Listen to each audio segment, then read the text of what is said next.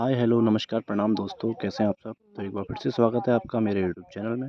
आज हम पहुंचे हैं कालाडूंगी कॉर्बेट के गांव में, जहां पर आज नौला फाउंडेशन के संयुक्त प्रयासों से एक कार्यशाला का आयोजन किया गया, जिसमें कि हमारे समस्त पीसीआर के अंतर्गत नियुक्त नेचर गाइडों को नौला फाउंडेशन और पौलगढ़ प्रकृति प्रहरी के आयोजक श्री मनोहर मंडाल जी द्वारा जल संरक्षण व संवर्धन के बारे में विस्तार से जानकारी दी गई। तो आइए देखते हैं कार्यक्रम में आगे किन किन विषयों पर वार्ता व चर्चा की गई। साथियों, आपको मैं बता दूं कि नौला फाउंडेशन जो है विगत 5 वर्षों से निरंतर जल संरक्षण व संवर्धन पे उत्तराखंड ही नहीं, भारत के अन्य राज्यों में व विदेश में भी जल संरक्षण पे काम कर रहा है। आइए बात करते हैं मनोहर मंडाल जी लंबी से। फुर्सत से हम बात करेंगे। हाँ, एक दिन का हमने समय आपसे और लेंगे हम आपसे। 3 वर्षों से इस क्षेत्र में जो आपका काम कर रहे हैं। उसको भी देखना है हमने। वहाँ पे भी काफ़ी कुछ इंस्ट्रूमेंट वगैरह है, उनको भी निहारना है। ठीक है, काफ़ी कुछ जरूर जरूर सीखने के लिए। बिल्कुल बिल्कुल, वो तो एक नाम का एक विषय है और नहीं तो वो एक प्रशिक्षण केंद्र ही है। हाँ बिल्कुल, नहीं शुरू से ही। और यहाँ तक कि उत्तराखंड स्टेट मूवमेंट की चिंगारी भी वहीं पर से शुरू हुई। 60% तो हमारे पूरा पृथ्वी में पानी है। हाँ, लेकिन पीने वाला पानी केवल 2%। बिल्कुल 2% भी आज क्या है, 2% भी अब स्थिति खराब है। है ना। और चीज़ फिर पानी एक ऐसी चीज़ है, और चीज़ को तुम फैक्ट्रियों में पैदा कर सकते हो ना, पानी को। तो इसलिए बता रहे हैं बच्चों को, भैया आप पहाड़ों में भी देखो बिजली का पानी बिक रहा है। बिल्कुल ऐसी स्थिति आ गई है। तो उत्तराखंड आंदोलन जब हुआ था ना, तो मेरे से पूछते थे कि भाई हमको राज्य में तुम्हारा है क्या पहाड़ में, तो हमने कहा पानी भी बेचेंगे। तो उसी के बाद ये बोतलिंग हुई, उसी के बाद ये पानी बिक रहा है। हाँ, और वो मिनरल वाटर जो आपके यहाँ जो स्प्रिंग वाटर है, उसके सामने फेल है। वो फेल है सर। हाँ, हम सीताबंदी का पानी पिलाते लगातार बिल्कुल को, वाकई में मतलब बोतलों में उस पानी को गिरा के उस पानी को बिल्कुल, और उसका टेस्ट, और उस पानी का टेस्ट, उस पानी से उनको थकान दूर होती है, उस पानी से उनको नींद अच्छी आती है, भूख अच्छी लगता है, डाइजेशन अच्छा होता है।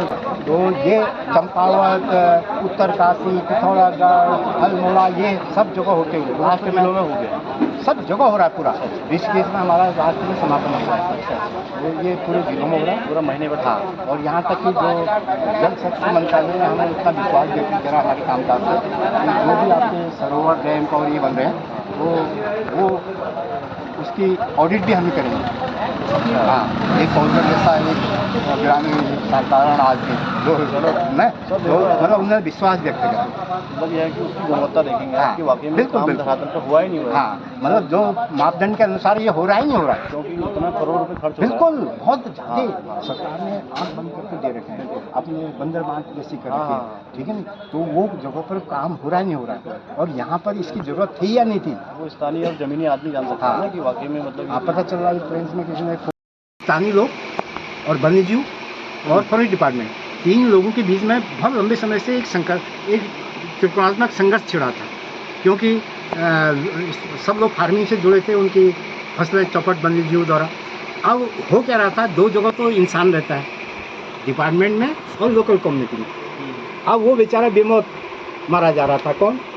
वन्यजीव, जिसको कोई मतलब नहीं। उसको क्या पता कि मंडाल जी का खेत कौन सा है, मैंने उसी का नुकसान करना है। और सब उसके आवास में तो हम लोग आए हैं ना, आबादी तो हमने करी है, खेत बनाए, वो बनाए, ये सब उसी का इलाका था। तो हमने उसके जीने की उस पर हम लोगों ने सोचा इसको कैसे पाटा जाए।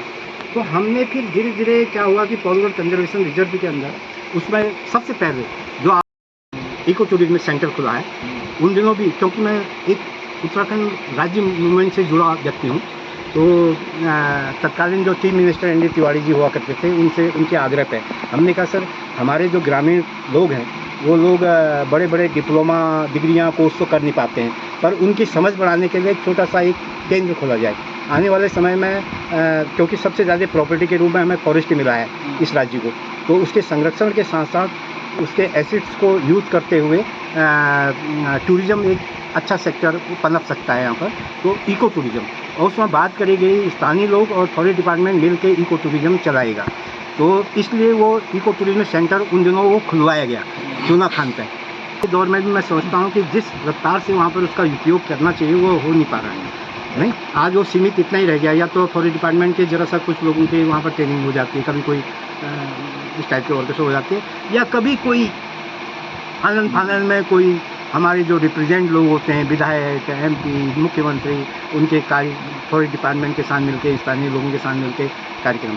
नहीं तो पौलगढ़ स्प्रिंग बर्ड फेस्टिवल टाइप का, जो कि वर्ल्ड में छाया रहा उसमें, रामनगर की ओर आते हैं, रामनगर के से थोड़े आते हैं, नहीं तो वैसे ही इस पौलगढ़ कंजर्वेशन रिजर्व को प्रमोट करने के लिए इतने बड़े बड़े कार्यक्रम हुए। कभी बटरफ्लाई फेस्टिवल हुआ, कभी स्प्रिंग बर्ड फेस्टिवल हुआ, इस टाइप से कार्यक्रम। और उसमें बड़े बड़े सेलिब्रिटी, नहीं टाउन हॉल्टर से लेकर वो लतिका, सोनल मानसिंह जैसे लेकर, ये बहुत बड़े बड़े लोगों को लाया गया, इसलिए कि ये इंटरनेशनल लेवल पर इसकी और उसके बाद एकदम ये इतना प्रमोट हुआ कि आपके इस इलाके में देसी विदेशी सैलानी बर्डिंग के लिए बहुत ज़्यादा आने लगे। और यहाँ तक कि उन दोनों नेचर गाइडों के द्वारा नई नई ट्रेनों का इजाद भी की, नई नई ट्रेनें भी बनाई है आपके इलाके में हर जगह। यहाँ तक कि हमने विश्व लेवल का एक अलग से एक पर्यटन जोन, एक आदर्श, एक जिससे आप रिस्पॉन्सिबल टूरिज्म करते हो, उत्तरदायी पर्यटन किसे कहते हैं, वो यहाँ से एक मैसेज जाए, ऐसे हम लोग सोचते हैं। ये तभी संभव हो पाएगा कि जब हमारे जितने भी नेचर गाइड हैं, सब लोग इसकी भूमिका को अपने लेवल पर अदा करेंगे, सब लोग मिल के काम करेंगे, सब लोग। ये केवल आपके रोज़गार के लिए नहीं है, रोज़गार तो आप किसी भी ढंग से कम कर सकते थे, नहीं, ये आप बहुत भाग्यशाली हैं जो कि पर्यावरण जैसा शब्द जो सीरियस का है, अपने घर परिवार को आगे एक विरासत के रूप में, एक अच्छे संस्कार के रूप में, ये आपका एक अच्छी बात है। और मैं बहुत बड़ी भाग्यशाली समझता हूँ जितने भी नेचर गाइड के रूप में एंट्री हुई है जिन लोगों की, ये हर एक को मौका नहीं मिलता। मेरे जैसा आदमी तो वो क्लास 2 से इसी उसमें रहा ना, मेरे भाग्य में नहीं होगा नेचर गाइड का, मैं नहीं बन पाया ना। तो आप लोग बने हो, आपके स्कूल, अस्पताल, जब पानी नहीं होगा तो अस्पताल क्या करेगा, पानी नहीं होगा तो स्कूल क्या करेंगे, सब जगह चाहिए ना। देश का राष्ट्रपति भी है तो उस भवन से उसका पेट नहीं भरेगा, उसके अंदर वो अन्न के दाने से रोटी खाएगा ना शाम को। तो किसान के धरती में जब पानी होगा पर्याप्त तो तभी वो भी जीवित रह सकता है, नहीं तो सभी जगह बड़े बड़े सीमेंटेड निर्माण कर लो। तो इन चीज़ों में जो प्रकृति प्रेमी जो आप लोग हो, जितने भी इसके उपासक हो, तो इसमें चिंता करनी है और अपने दिमाग को ज़रा सा और ब्राइट बनाएं। ये मत सोचें कि हम कितना इसकी सेवा कर सकते हैं, नहीं, कोई ज़रूरत नहीं है आपको, आप वैसे ही पवित्र हो जाओगे, वैसे ही आपका पूरे सब जो हम जो पुराने समय में जो धर्म और ये थे ना, इसलिए जुड़े थे, ये संरक्षण के लिए जुड़े थे। आज हम हलवा पूरी तक सीमित रह गए, हलवा पूरी भी छोड़ो। जैसे प्रकृति प्रेमी के नाम पे हमने एक NGO तैयार करी, तो अब ये हम एक विस्तृत रूप, यहाँ तक कि सोचा तो उत्तराखंड के अंदर था, और अब ये अच्छी बात है कि हमारे कामकाज को देखते हुए पूरा भारत सरकार से लेकर बाहर तक हमारे ये मैसेज गया है। नहीं, एक नौला कई लोग तो पहाड़ी लोग भी नौला शब्द नहीं पहचान पाते हैं, जो लोग बहुत पहले इस साइड को आ गए हैं। तो आज कम से कम वो नौला वो अंग्रेज़ भी पहचानने लग गया है, जिसने वो उस टाइप की डॉक्यूमेंट्री अपने देश में देखी। पॉलीथीन उठाना, ये सारी चीज़ें आपको भी मालूम है ना, कि एक दुकानदार तो बना।